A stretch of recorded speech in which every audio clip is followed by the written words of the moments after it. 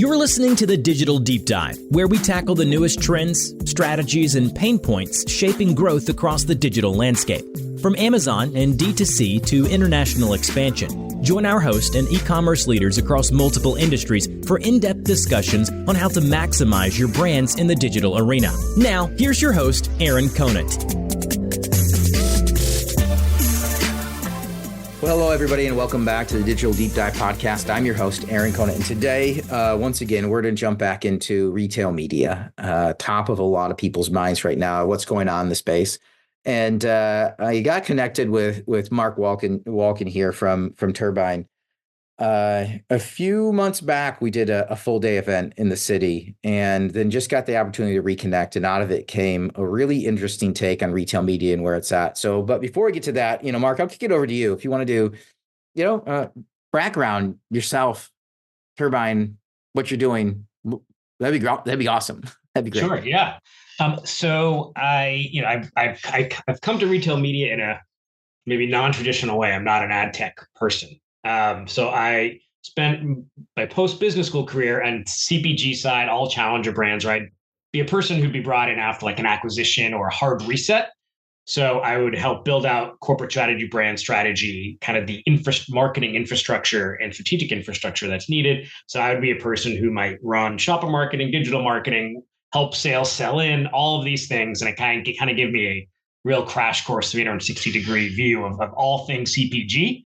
And then I did something similar on the retail side, more in the most pronounced way at Stop and Shop, where this was a few years back, right when they decentralized from Pennsylvania. So there was no marketing team, no local merchandising team, and they had just hired a new CMO. I was brought in early to help kind of reshape that experience, and it was a very cross-functional role. So I understood the intimate details of how retail works and all of the craziness that goes along with that.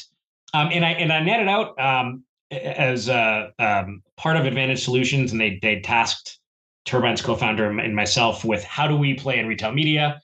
What do we do?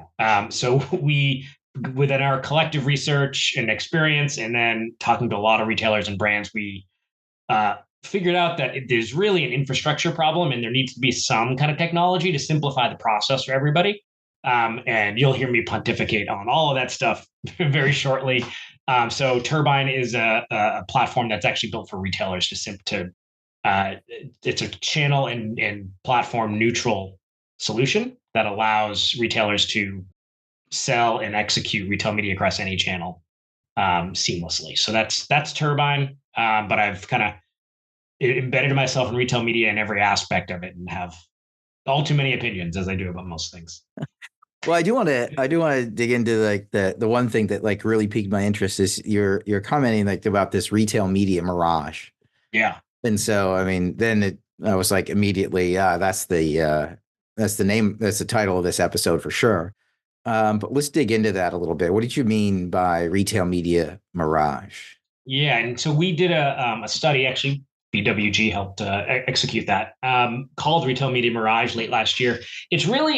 It's talking about a few different things. The study itself is really about the disconnect between what brands want out of retail media and their experience and what retailers think brands want and retailers experience, and how there's a pretty big gap in terms of the perception of what retail media is and should be.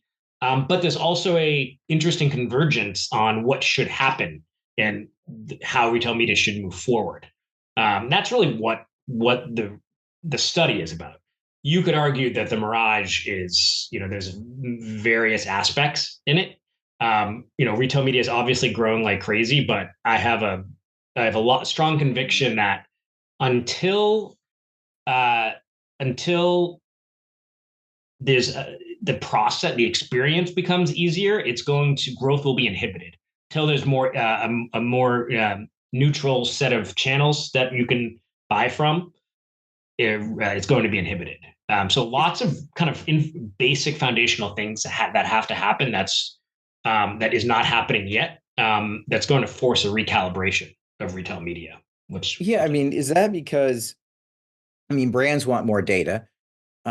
Retailers don't necessarily want to give up their proprietary data.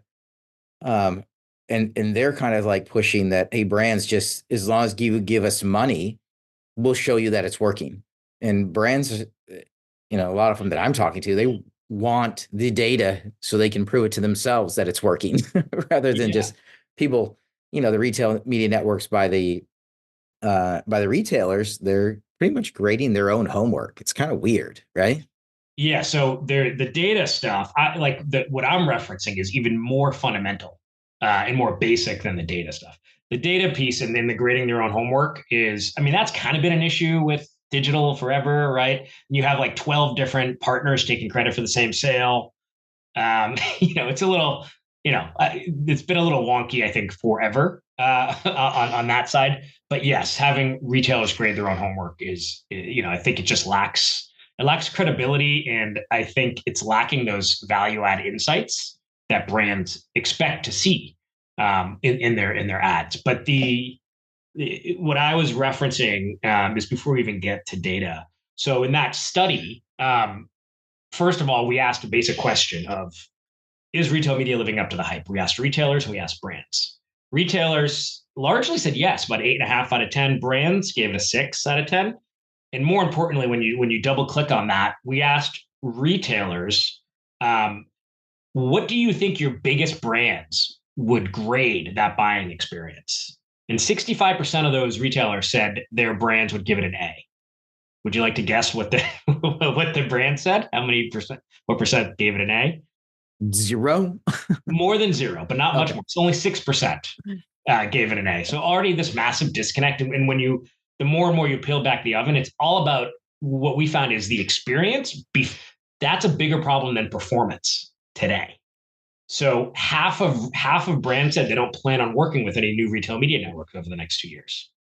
And it's primarily because they don't have the resources. Yes, there's the budget side, but even human resources, they literally don't have the team to manage the process because it's so disjointed and it's so painful.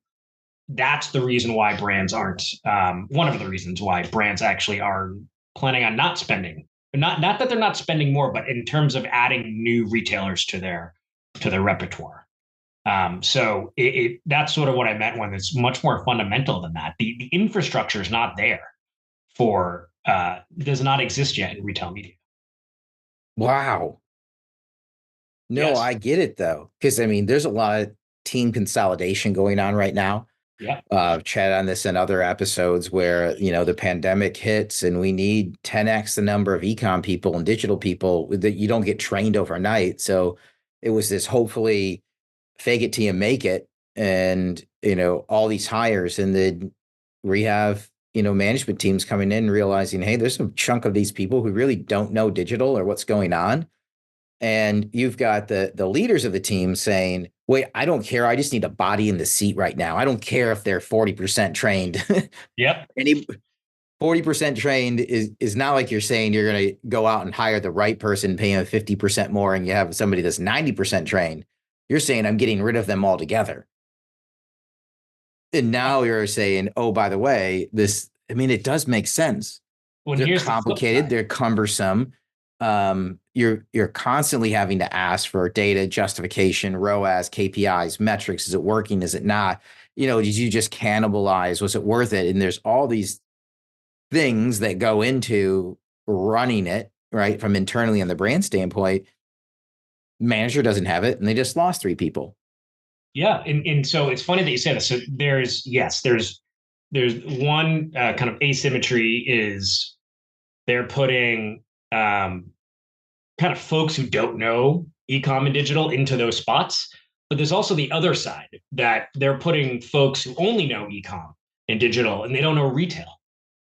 That's the other big issue. And to me, if I feel like retail is not really a part of retail media, it's what retail media is today. It's almost as a brand problem where it's basically a repackaging of digital channels that's now allows you to quote unquote go direct through the retailer, which should have all these other benefits from data, return on overall relationship.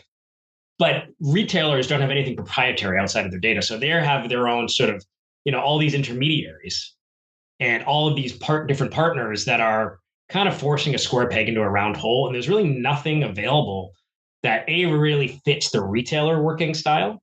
And that's sort of what I mean by infrastructure. And there's also nothing available that actually fits what brands want in terms of really trying to do a full funnel campaign or event that's based on, the real shopper journey. And one interesting stat in that same study was, so obviously, it's digital focused, right? Retail media is largely digital.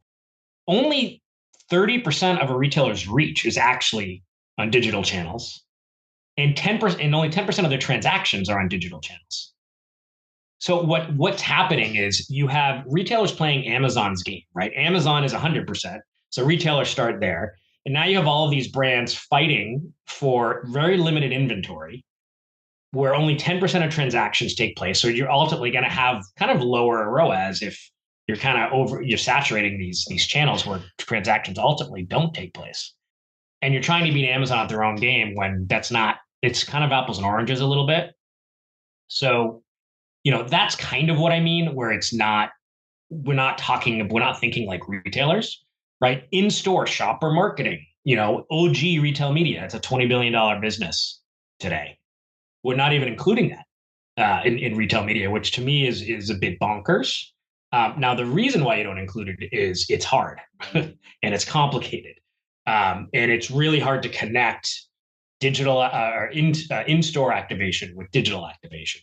So all of the workflows and partners and all of those things, it's difficult to execute. But I lost my train of thought. So where I'm going, so in-store, that studies found that first of all, we gave them a list of all sorts of different tactics, right? Shopper marketing tactics, digital, retail media, and we just said which ones belong in retail media. And both brands and retailers listed, I think, just about every single traditional in-store tactic should be in retail media. Yet it's not. And then we took it a step further, and brands actually said most of the in-store tactics are actually viewed as more effective than digital. And so my point in this is not that we shouldn't be focused on digital, because we should for all of the reasons that we are. But the fact that if you're leaving all of the in-store stuff off the table, you're kind of burying the lead of retail media. And it speaks to the fact that, we're not thinking about this from a holistic retail perspective. And that's why merchandising is not quite on board with retail media yet. And that's causing all sorts of issues. And there's all sorts of these internal silos that are preventing brands from realizing the true value of retail media, of what, the true potential, I should say, of retail media. So who does it fall on then? Is it the retailers need to make the interaction easier? I mean, because they're saying give us more money, and you have brands like, no, as long as it's like that, I'm not touching it. I just don't. And from the point that you're saying is, hey, it's not even really worth it at the end of the day. I mean, everybody's being told it's worth it, and for the longest time, FOMO was there, so everybody was doing it. But it's like this recalculation is happening right now. Yeah, and that's the right word. Yeah. And I'm not saying retail media is going to decline or it's going to implode. I'm not saying anything like that. I think for it to reach its potential, ultimately retailers need to think like sellers, because the kind of one of the interesting paradoxes of retail media is it sort of disrupted this long-standing relationship dynamic between brands and retailers. Retailers are the brand's biggest customers, or the manufacturer's biggest customers. When you buy a box of Cheerios, you're not buying it from General Mills, you're buying it from Kroger. Kroger buys it from General Mills. So Kroger historically has held all of the leverage, right? I don't mean to pick on Kroger. I'm sure they're not doing this, but what's been happening is retailers are kind of continuing with that same, swagger, we'll call it, and say, you need to do this or else. And when in fact, now the brand, the manufacturer, are the customers. And they're saying, actually, we don't. We have Amazon that has a better experience. We have agencies, we have all of these other alternatives to you. So no, you need to step up. So the retailers have to begin to act like publishers and begin to act like ad tech and try to match the Amazon experience using the right inventory mix, which they're not doing right now. Well, I mean, they're not ad tech people, right? I mean, the advantage that an Amazon has is it's built in the age of the World Wide Web, right? They start coming out in late 90s. They're at the forefront of everything, and they can build it and refine it over time. And also, you lose money for the first 15 or whatever, 20 years, however long it was. And you're fundamentally then, and they disrupt everything around the relationship, and they can scope it differently as opposed to a traditional retailer who has been around 50, 60, I don't know, 80 years. And they're trying to do a complete culture shift as well. I mean, we've seen Walmart struggle with their media network. And, they launched it with, the bidding was all messed up, and the inventory and what was showing up and how they were targeting. And it was basically brands were like, just copy Amazon, like just do exactly what they do. But and that's fundamentally they can't. Right. It eventually the bar has to be raised. And that's what I think most retailers have done. That's how they try to approach retail media. You hire Citrus or Criteo and you're done. And that's not what it is, right? That's a couple different channels, and that's an intermediary. And there's a time and a place for obviously partners like that. But if you're going to be serious, you need to incorporate maximize from a retailer standpoint, their full assets, right? Retailer's most valuable assets are in store. And that's completely left off the table. And from a governance standpoint,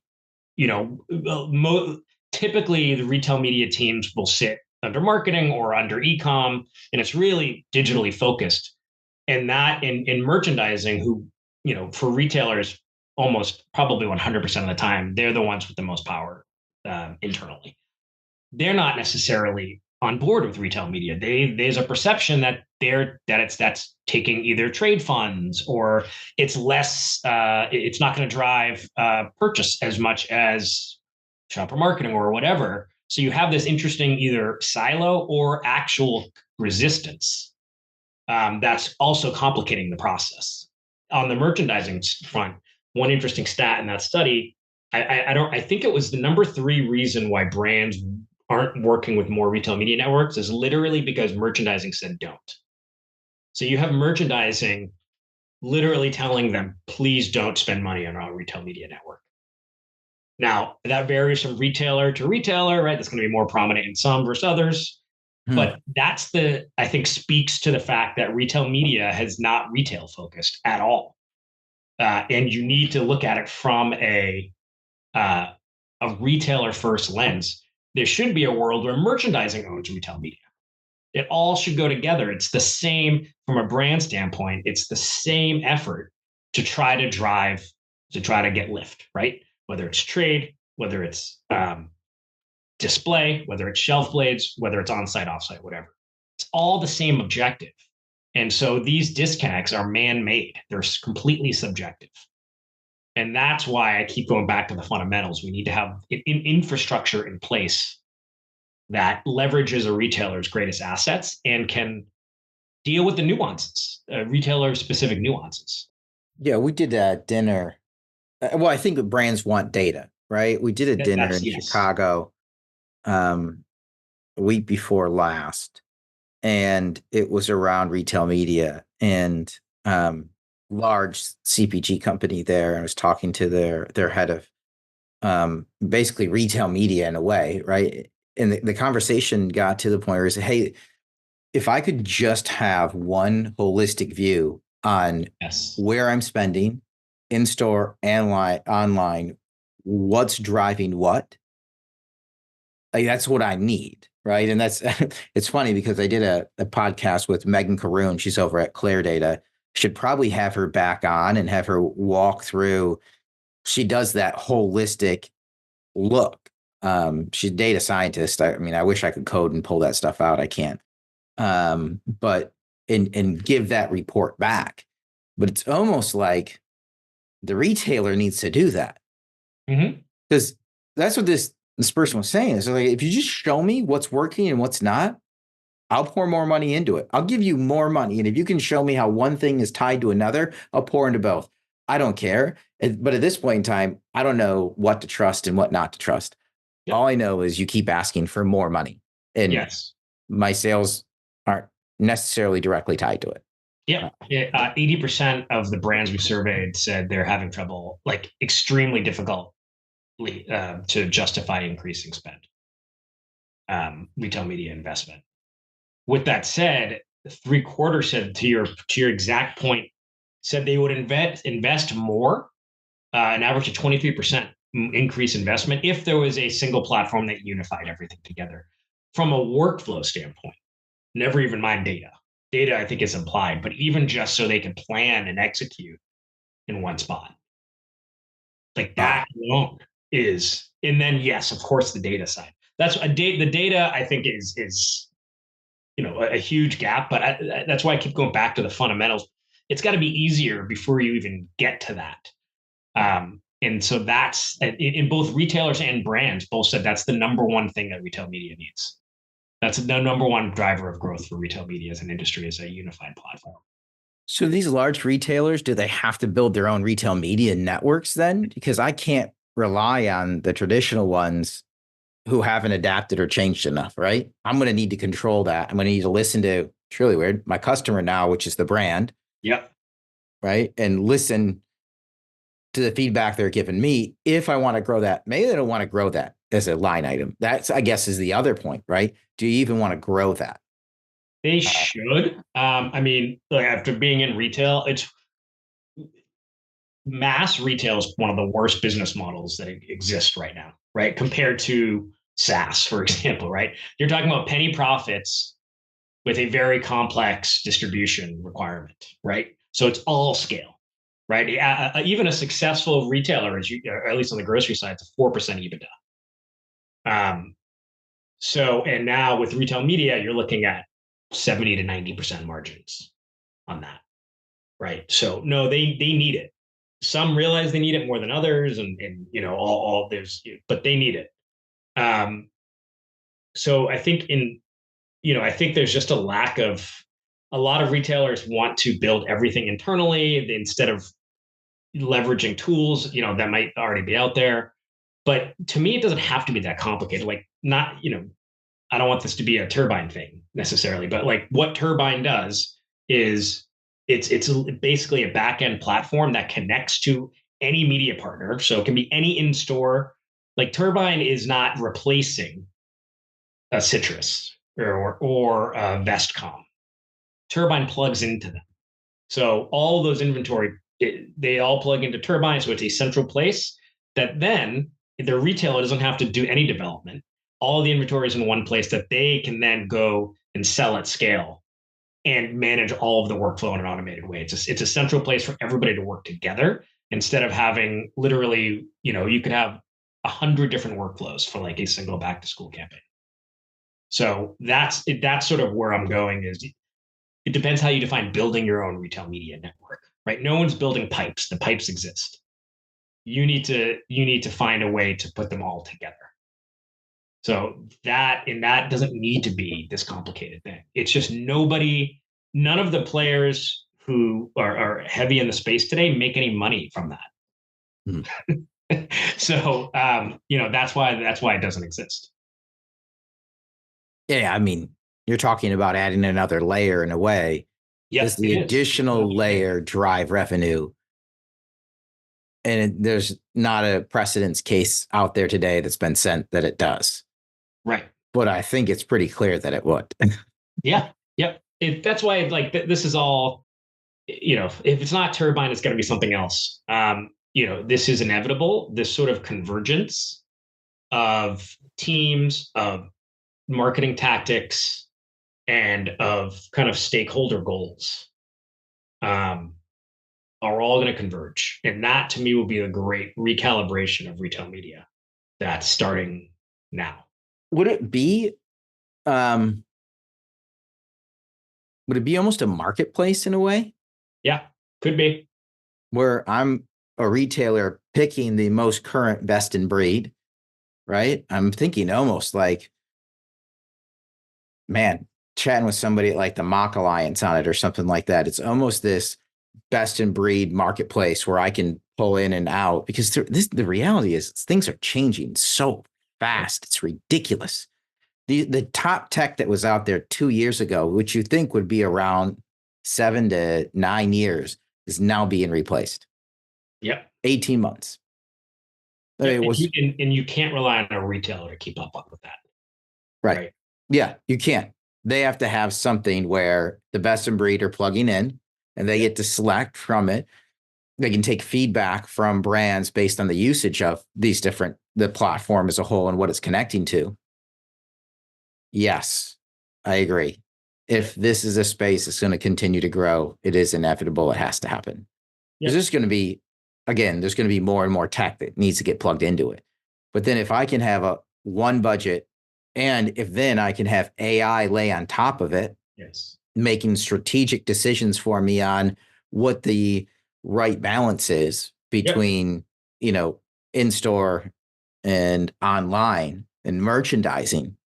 Yep. That's the true, like any company today, like everyone has to be a data company, right?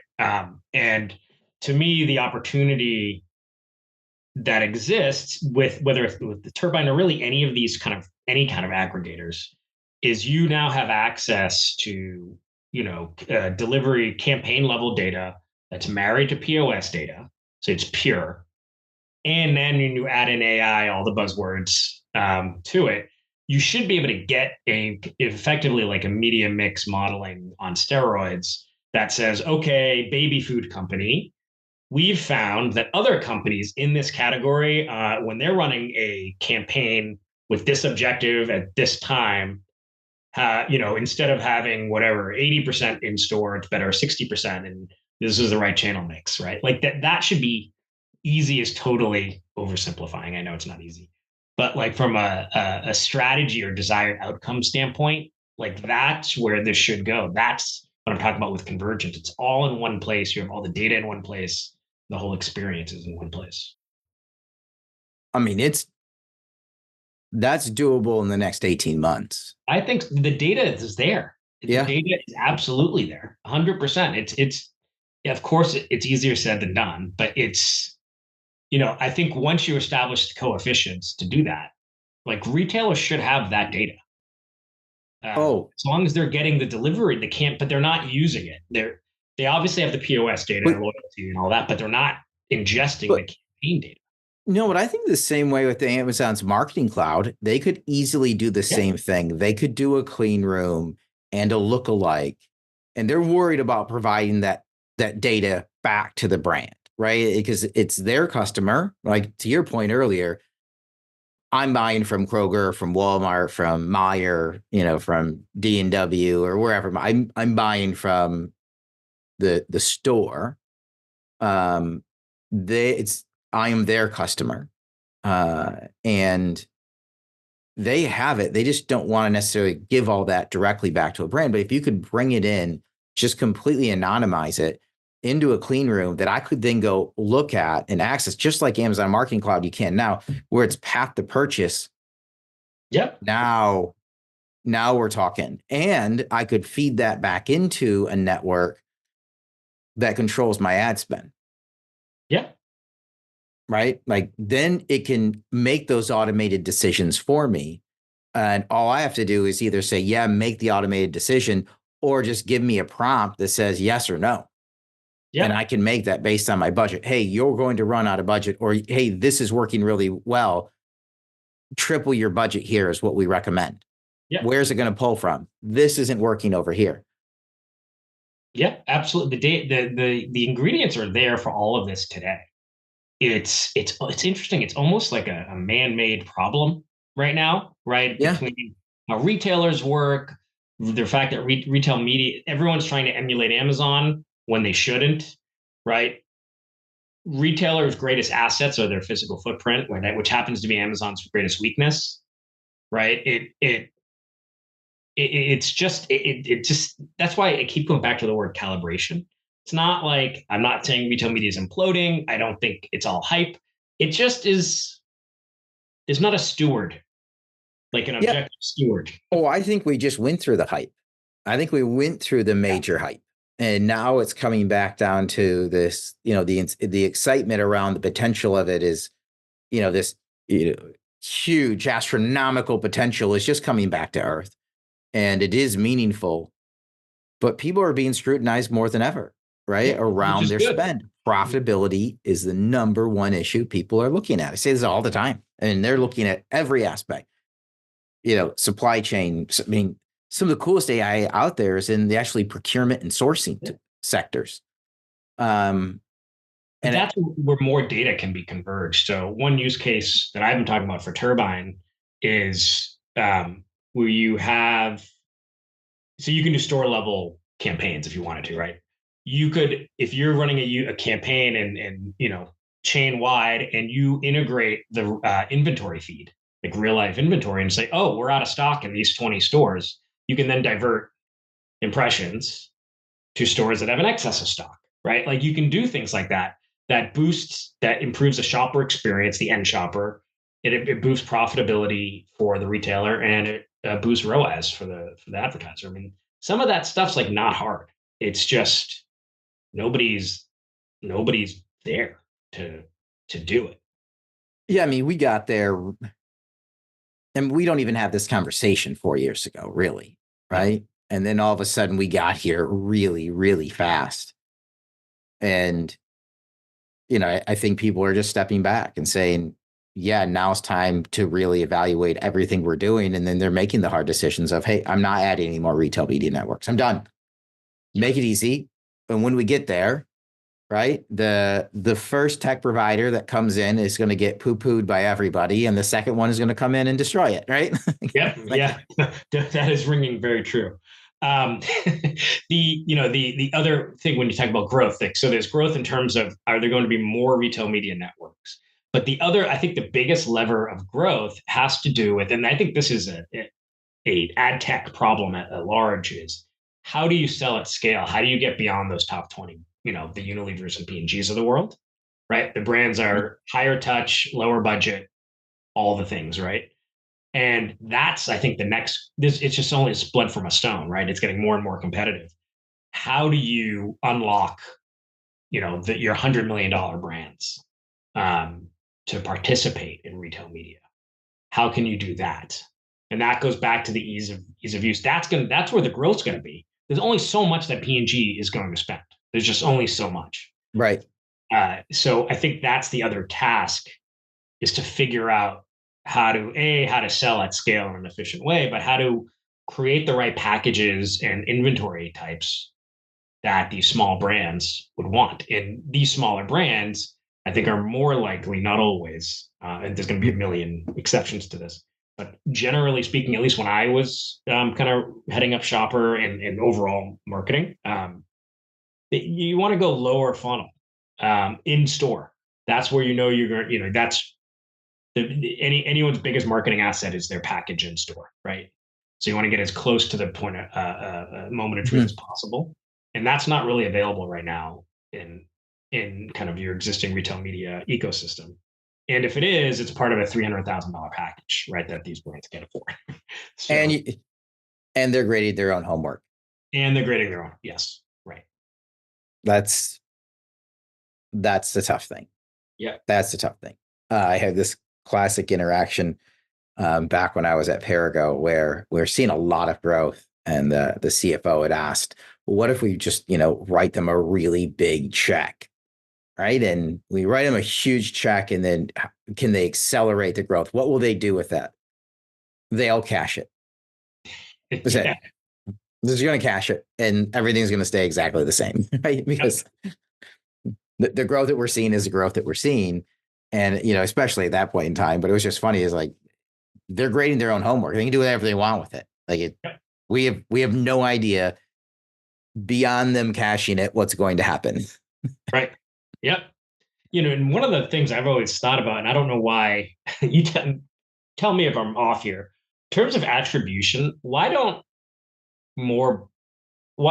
we just using pull through, like inventory? So, or customer orders, I should say, as the metric, right? You can talk about lift, you can talk about all these things, but it ultimately comes down to, is the customer, meaning the retailer, ordering more stuff?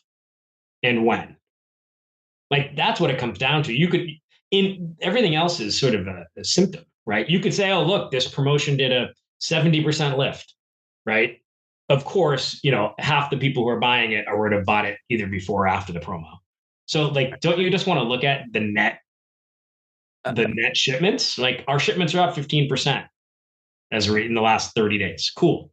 Like what's interesting about that, now I know it's, we talked about Amazon Marketing Cloud a little bit because it does play in here, I think significantly is it's been around for 5 years, but it only started to take off 5 or 6 months ago. And it's because they launched a thing called new to brand metric, new to brand ROAS, which is really what we're talking about. Yes. Right? Like, did our marketing efforts get somebody new that's never tried our brand before to come in? Because if they tried it before and they like it, they're going to be back. Right? Now, sometimes I might buy Chewy Chips Ahoy, sometimes I might buy Oreo, but you got me as a customer. It's a frequency issue, not a. In this case, it is, and you're rarely going to get me to buy one over the other. It's not going to. But new to brand is a whole different thing. Yep. And Amazon through the Marketing Cloud is allowing brands to get at that. Now, again, it's the grocery side of Amazon, right? It's not the biggest side, but people will buy stuff there, and it's not as much as Walmart does in store. So we still need to find something that bridges the gap. But to your point, like, what is it going to be? It's going to be that new to brand. Right? What is the actual lift? Did we get somebody new to try something out that we might have a lifetime customer there? Yeah, the net lift, right? It's because when any campaign you have, there's just so much noise, right? When you do, if you're on deal and then you do, your activations to promote it and all sorts of stuff, it's just so much noise, right? You're cannibalizing in some cases, but just the net increase in shipments, and to your point, Amazon is great with that. Like they just tell you exactly what you're up, and it's like the folks on the brand side or the retailer side who are looking at, well, on the brand side especially, who are kind of looking at actual shipment data. Like they're not the ones who are who are running retail media, right? Like I don't know. It was just sort of an observation of mine that it's not a retail media thing. It's just a general attribution of just how do you cut through all the noise and just say, are we actually selling more over a period of time, like selling more at that retailer? Yeah. So I've been picking your brain for, I don't know, 40 minutes here. Like, any questions you have for me? Yeah, I mean, I would. It popped into my mind when you were talking about that CPG dinner in Chicago. What else are you hearing brands say in terms of how they're viewing retail media, like strategically for within their marketing marketing plan, and what are their experiences? So everybody's exasperated with it. I mean, outside of Amazon, everybody's exasperated with it. In what way? It's just the data side, I think. So what's behind, I think, a lot of it, not only are they a pain in the butt. I mean, you made a great point. Like I hadn't connected that dot before, but that's obviously out of the survey. What people were saying is just they're difficult to use. Nobody cares if it's difficult to use if you're getting a lot out of it, and they're not. And the next level of AI as it comes in is going to use, your advantage is going to be your customer data. How clean is it? How accurate is it? How well do you know them? And then you're going to overlay these AI tools on top of that data. And if you're not getting any data back out, I mean, brands are just getting really, really frustrated. Like they need data, and everybody used to, we're collecting all this data, and it used to be in these massive data oceans, and now it's unminable data. Yeah. And so they're like, hey, do you have a lot of data? We have so much data. We don't know what to do with it. AI can't go. It hasn't been out where it can sort through garbage data and filter it. And so they're looking right now to organize the data streams that are coming in. And when you have retailers like, oh yeah, you gave us money and then people bought stuff. See, here's a number. No. I need the data behind it. And the retailer, doesn't want to give it up. There isn't a nice way to give it up that's clean. And so it's just all around frustration, all around frustration. And, but again, if you had somebody outside the network, the actual retail media network, the retailer, who would independently look at it and say, hey, this is what's working and what's not in store, online, and this is how you should divide it up. They'll spend where the money, should be spent. I think one of the issues that retailers have is, what if theirs isn't working, right? Right. What if it comes out that they're getting this 90%, profit margin on something that's not working, they turn it off. Well, what you would hope is they don't want to be selling something, right, that's not working, but not always the case, I know, but that would be kind of the reality. But I think the frustration is on multiple levels. And then it was super interesting, like what you're saying, it's like a lot of it's just the interaction with the platform, such a pain in the butt, right? And I'm not getting anything out of it. And then you're going to tell me how much my sales went up. Right. It's like Amazon in like 2014, 15 with PPC ads, right? With the old AMS, where you dump a bunch of money in. AMS, I shouldn't say, worked okay. It was more when they came out with AMG, and like, hey, look at, you got a 12 ROAS. And to your point, I go through my inventory orders and they'd be flat. Right. I don't see it. Right. Yeah. It's all kind of funny math, fuzzy math, and but are they? Are they? I guess, what team are they on? Like, are they digital only who do retail media? Are they dedicated retail media? And do they ever talk about the in-store stuff, or is that really just a completely separate thing? It's slowly getting blended together. It's rarely just a straight up retail media team.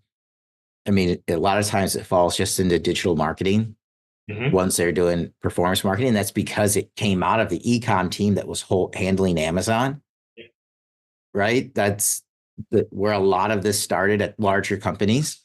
Smaller, mid-sized companies, they started off on Shopify, so they look at it a little bit different. But, that's more just a straight up digital marketing team rather than the e-commerce team.